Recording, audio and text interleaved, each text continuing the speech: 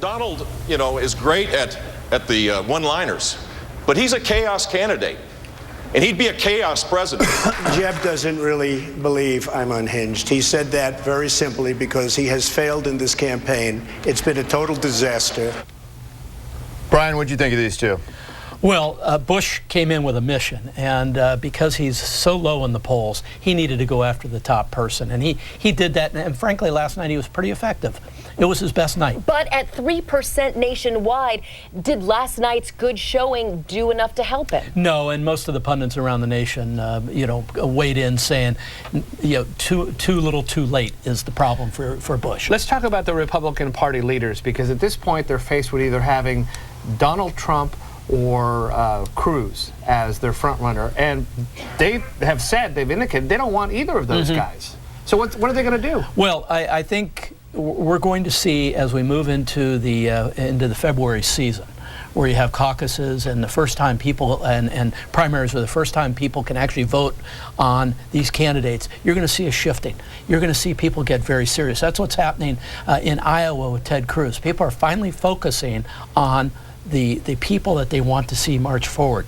I think you're going to see Rubio make a move. I think you're going to see maybe Chris Christie make a move. But it's going to be interesting. Trump's going to still, he's going to be up there, but I think he's going to slip back as people start taking this really seriously. Become more engaged in the Absolutely. process. And I think you saw last night, actually, that Trump is now confident that he's going to get the nomination, no matter whether we have these whispers that the Republican Party doesn't want him. The fact is that the voters do seem to want him, and last night a major political moment when he said that he would not run as an independent. He's really giving up his out at that point, and I think it's because we saw Donald Trump last night. You could see he could smell victory. He seemed calmer than he has been in the past. He seemed confident, and he believes he is going to be the GOP nominee.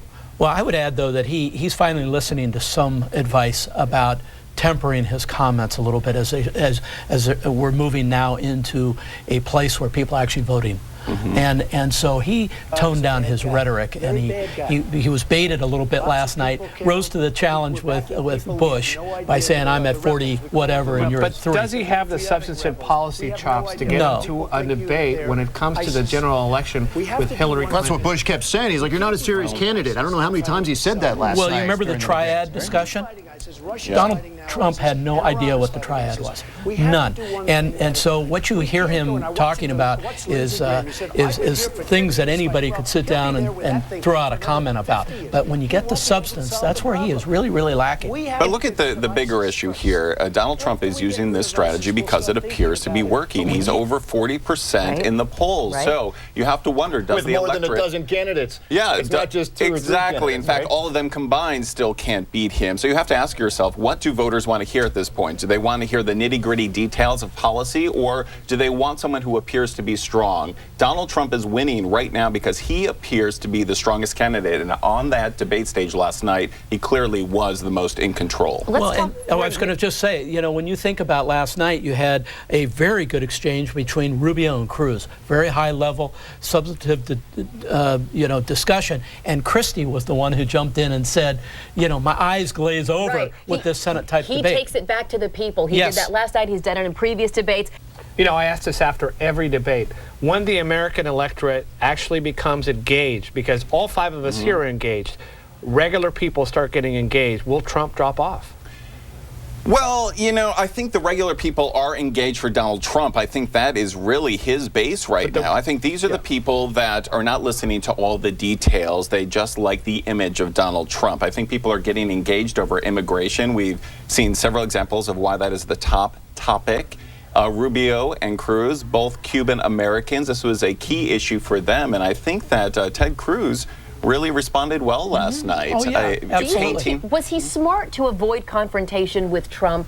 Well, I think he realizes that he's now one of the top 2, and getting into it probably wasn't the best thing to do last night. So he went after, who, as Ross says, the person that he's kind of engaged with, and that's Marco Rubio. So they let Trump kind of run a little bit. I think on the theory that, again, as this gets very serious, people will look at Trump a lot more closely.